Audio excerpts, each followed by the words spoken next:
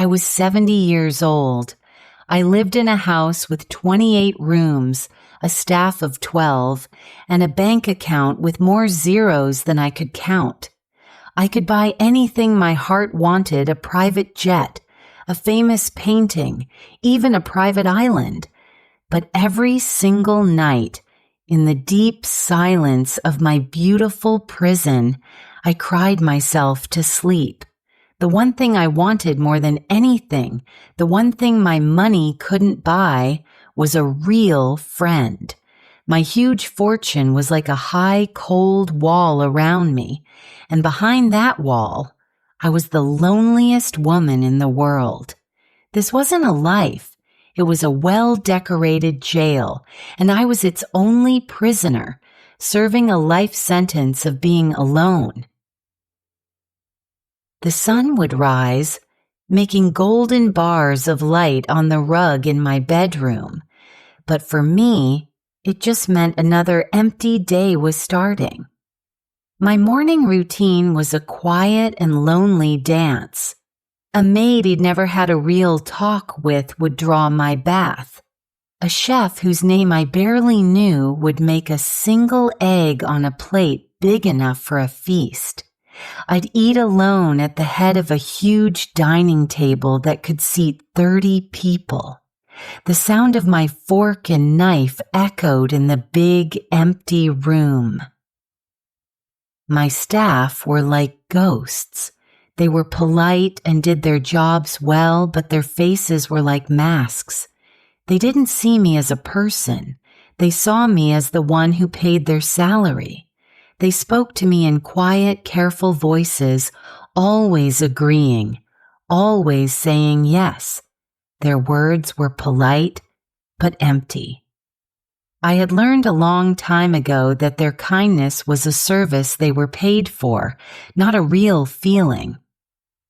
This fake life was at its worst during family dinners. My 2 children, David and Laura, would visit once a month. They didn't visit because they loved me, but because they felt they had to. They needed to check on their investment. I had learned that wealth can ruin families. It can turn love into a business deal and children into hungry birds waiting for you to die. Tonight was one of those nights. David arrived first with his wife, Sarah. He kissed the air next to my cheek. His smile was very thin. "Mother, you look wonderful," he said, but his eyes were looking around the room as if checking the value of the art on the walls. Laura came next, wearing expensive clothes, with her husband, Mark, following her like a pet. "Darling," she said in a high voice, "we were so worried we haven't heard from you in a week." I had a strange and painful gift, a curse I've had since I was a child. I could feel when people were not being honest. It wasn't a voice in my head. It was a physical feeling, a sudden sharp coldness in my bones whenever someone lied to me. As my children spoke their empty words, that cold feeling washed over me. I felt the icy chill of David's greed when he asked about the company's stock. I felt the cold of Laura's boredom as she looked at her diamond watch, already wanting to leave. They didn't ask how I was. They asked about what I had. "I've been thinking of giving the Monet painting to the museum," I said, just to see how they would react. The change was fast. The room felt 10 degrees colder. David's smile disappeared. "Mother, that's a terrible idea. That painting is an investment. It's an asset. Think of the taxes." "He's right," Laura added, her sweet voice gone. "That's our heritage. You can't just give it away. It belongs to the family." "It belongs to me," I wanted to scream. "I belong to me." But I couldn't say the words. I saw them for who they really were. Not my children, but the people who would manage my money when I was gone. Their love was just a down payment on a fortune they thought was already theirs. After they left, the silence of the big house felt even heavier. I walked through the empty halls, my hand touching a cold marble statue. I saw a woman trapped in gold, a queen of an empty kingdom. I went to my big, lonely bedroom, lay down in my big, lonely bed, and cried. A week later, I had a strange idea. I woke up needing just one normal moment. I wanted to do something for myself, by myself. I'm going for a drive, Peter, I told my driver, who was polishing the Bentley.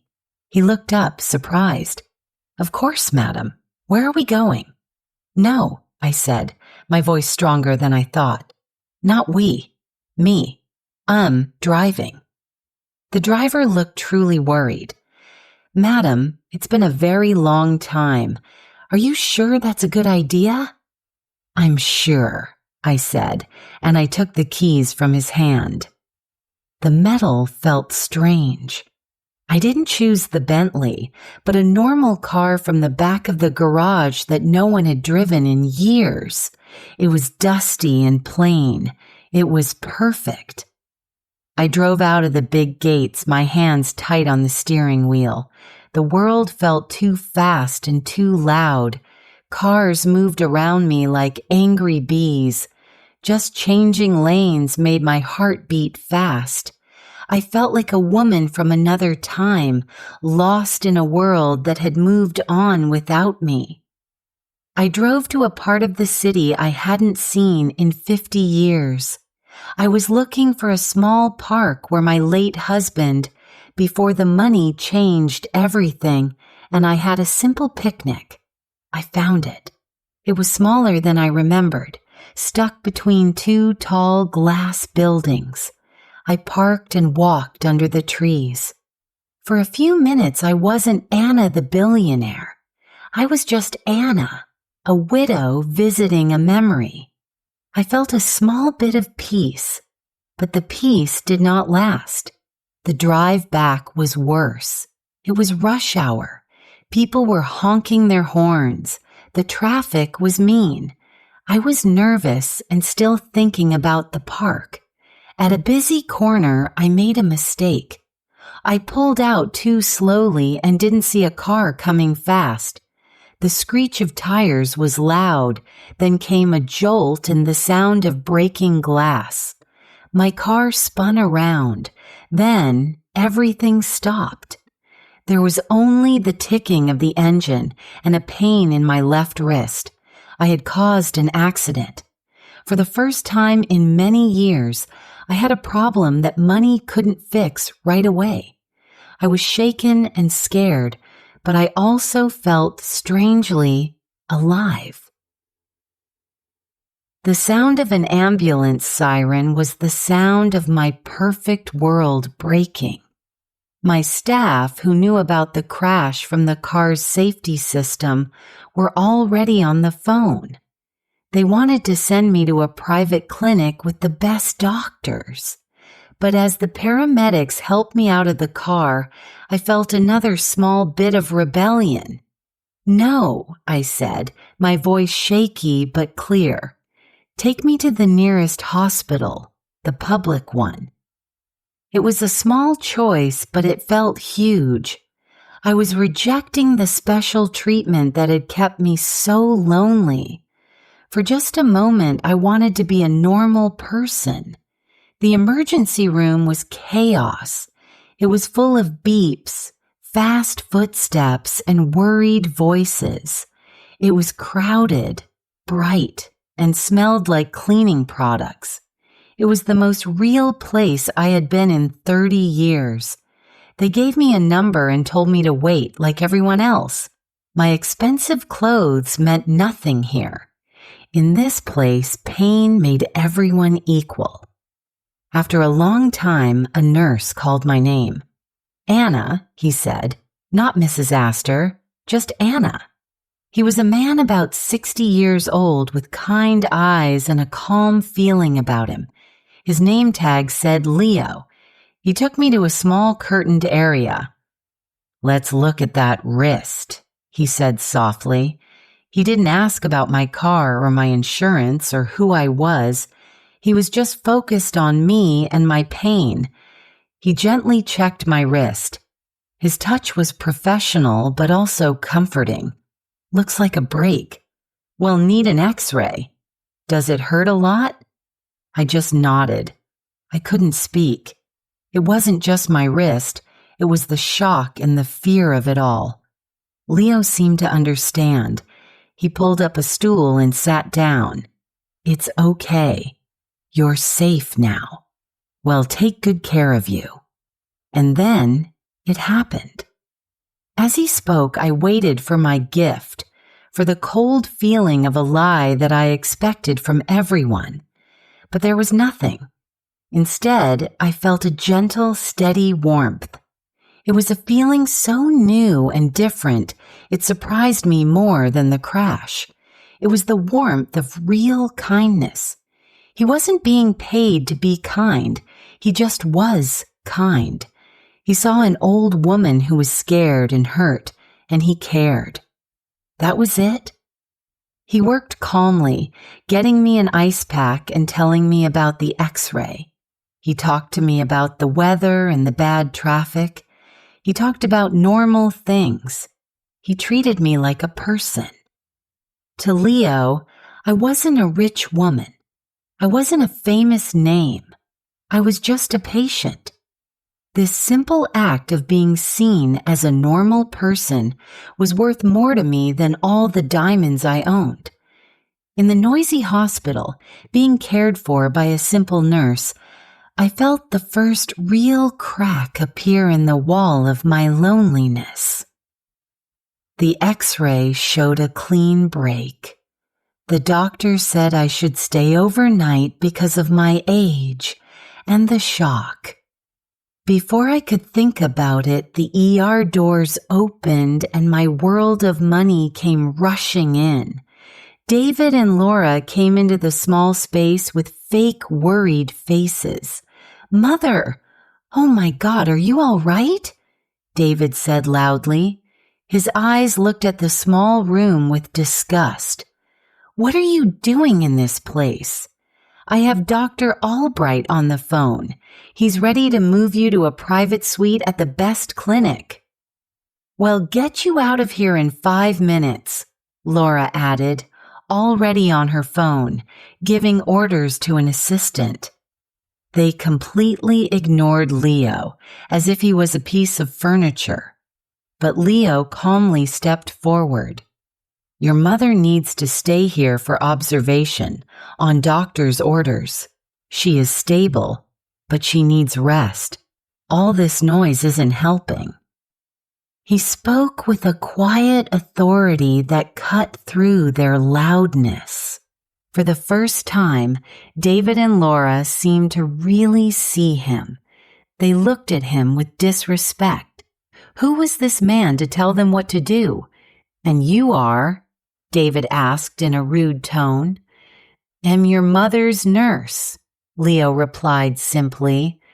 I watched them, and I felt something I hadn't felt in a long time. Someone was defending me. Not my money, not my name, but me. "I'm staying here," I said. My voice was surprisingly strong. Leo is my nurse. I trust him. My children just stared at me. They were shocked. It was a rebellion. The next 24 hours were amazing. The hospital room was small, the bed was not comfortable, and the food was plain. But it was also peaceful. For the first time in years, nobody wanted anything from me. Leo would check on me. He didn't just check my heart rate, he checked on me. He brought me a cup of tea from the staff machine.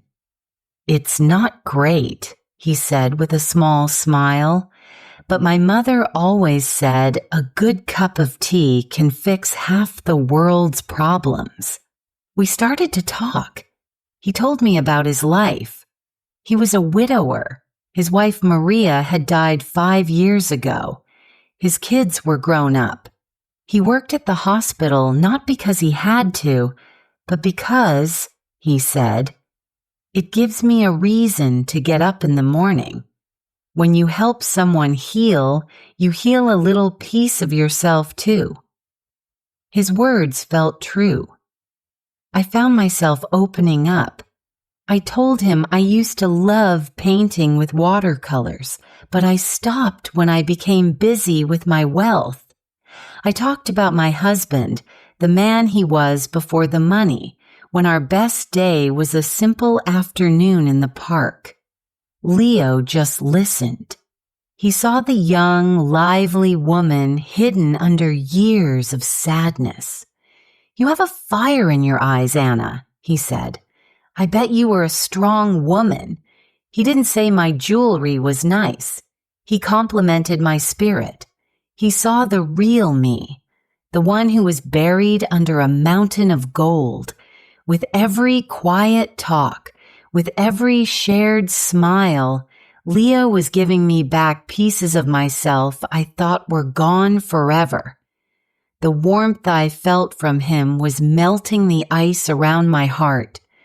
I was starting to remember what it felt like not to be lonely.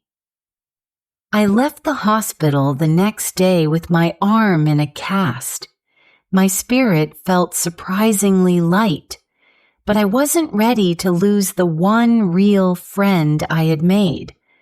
So I offered Leo a job.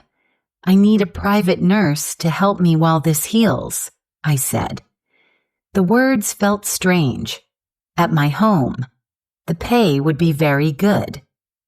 Leo looked at me, and I saw he was not sure. I was afraid he would say no, that he would think I was just another rich woman trying to buy a friend. "I'm not a private nurse, Anna," he said gently. "My place is here. But I could take some time off, for a few weeks, if you really need the help." He agreed not because of the money, but because he saw a friend who needed help. When he came to my mansion, it was like bringing a bird into a silent tomb.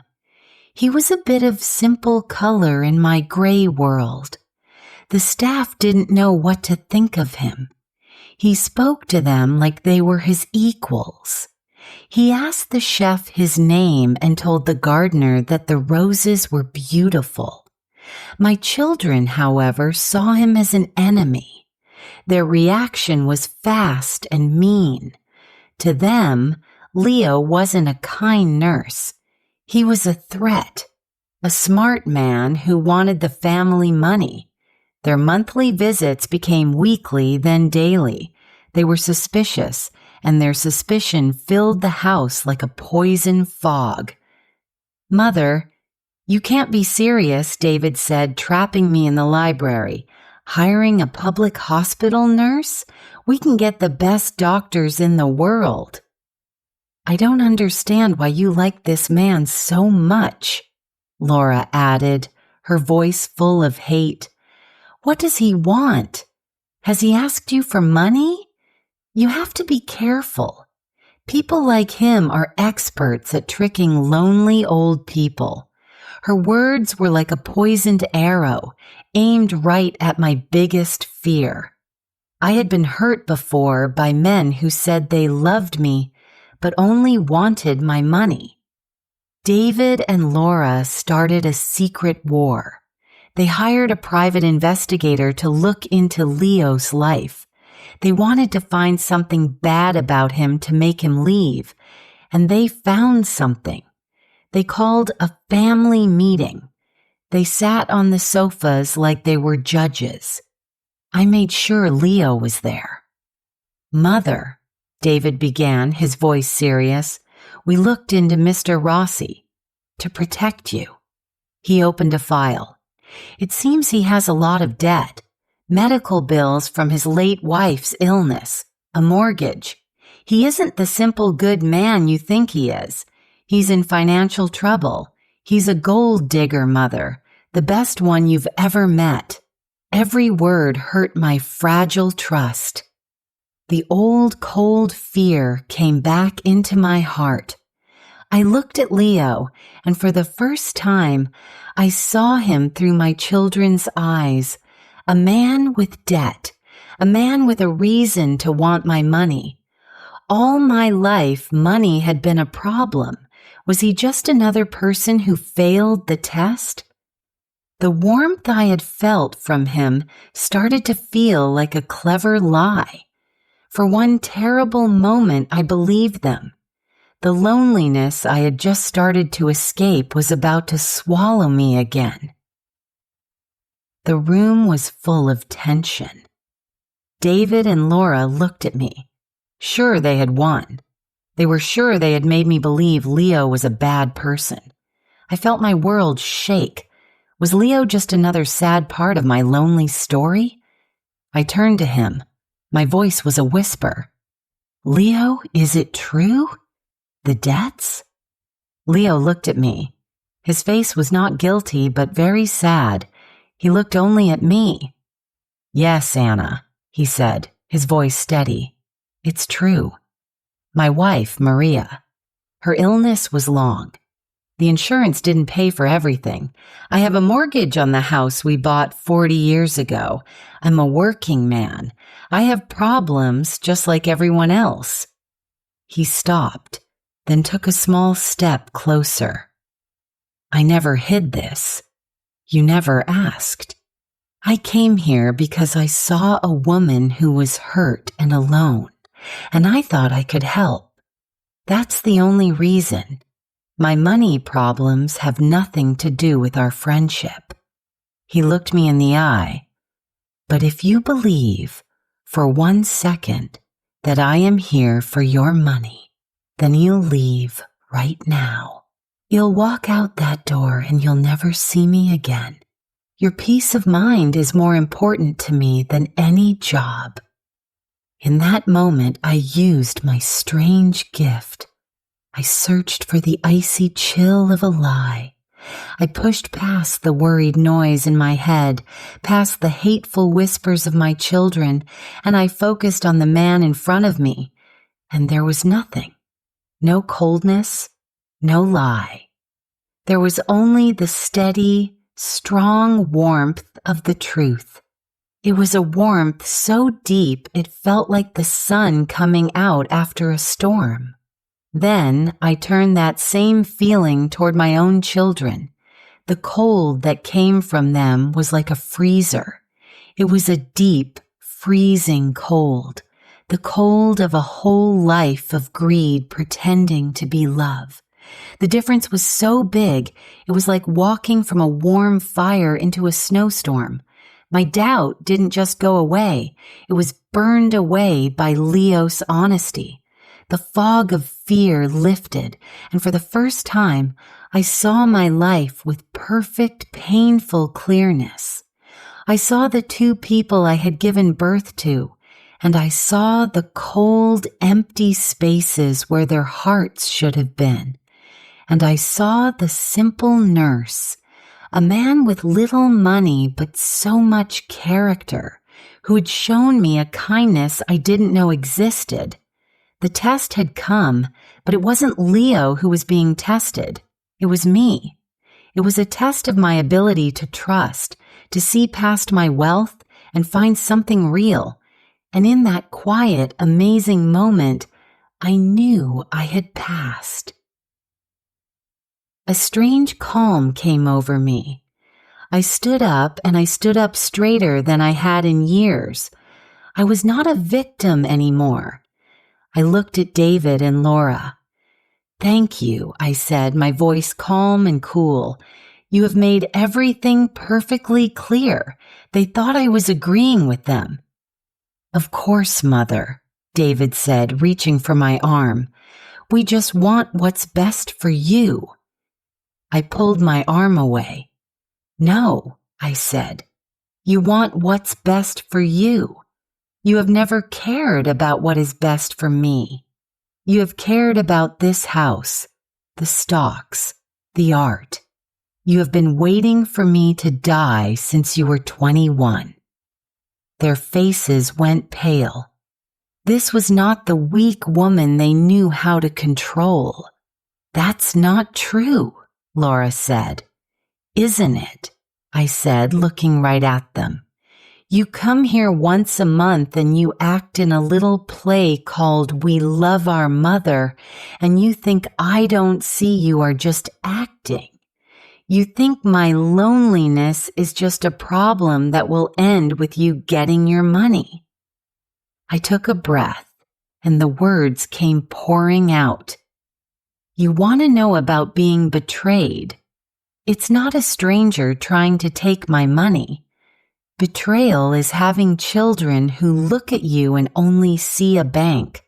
Betrayal is knowing the people who should love you most are the ones who want you to die. Then I turned to Leo, and my face softened. This man, in 3 weeks, has shown me more kindness than you have in a lifetime. He didn't see a billionaire. He saw a human being, something you two have forgotten. With a final, calm voice, I told them my decision. I called my lawyer this morning. I've made some changes. I've decided to invest in something important. I looked right at my children. I have told him to create a charity. When I die, all my money, every painting, every stock, every last dollar will go to it. You will not get 1 penny. David started yelling. You can't do that. Well, fight it. Well, say you are mentally ill. And this charity, I continued, speaking over him, will be managed by a group of people.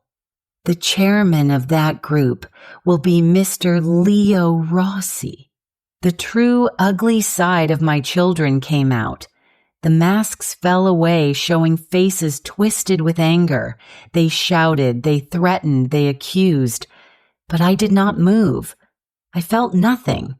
Not sadness, not anger. Just a deep, quiet feeling of being free. I had finally, after 70 long years, found my freedom. In the weeks that came after, the mansion was quiet. My lawyers dealt with David and Laura's anger. For the first time, the house didn't feel like a prison. It felt like a home. One afternoon, I sat with Leo in the sunny glass room. Anna, I can't accept this, he finally said, shaking his head. It's too much.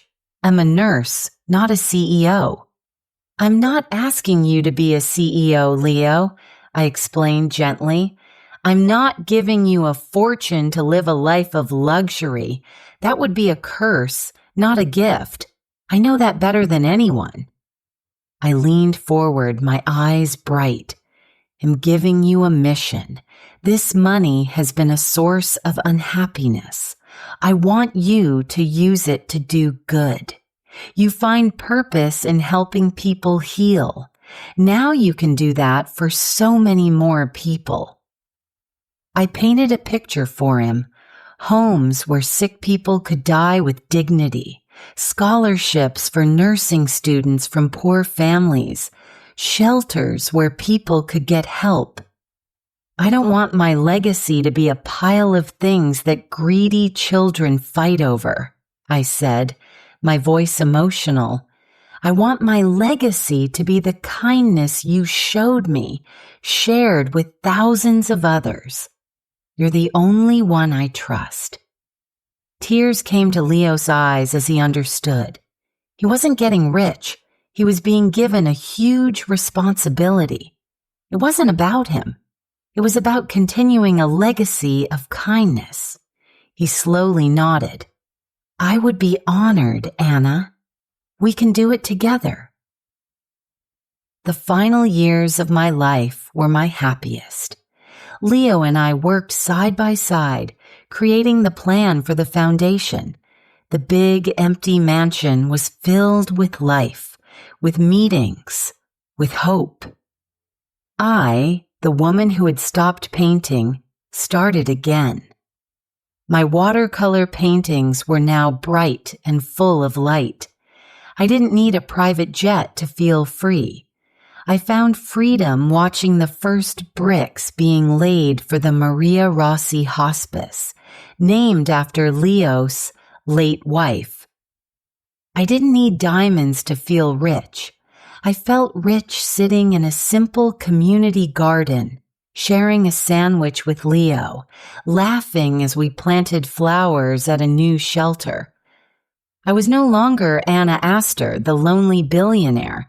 I was just Anna, a woman with a purpose, a woman with a friend. I had learned a deep lesson that true wealth isn't what you have, but what you give. It's not found in cold, hard gold, but in the warm, precious gift of a real human connection. I was 70 years old when I finally understood that my life wasn't ending. It was just beginning. If this story of finding connection in the most unexpected of places resonated with you, please like this video and share your own thoughts in the comments below. And don't forget to subscribe and turn on notifications so you never miss a story that reminds us of what truly matters.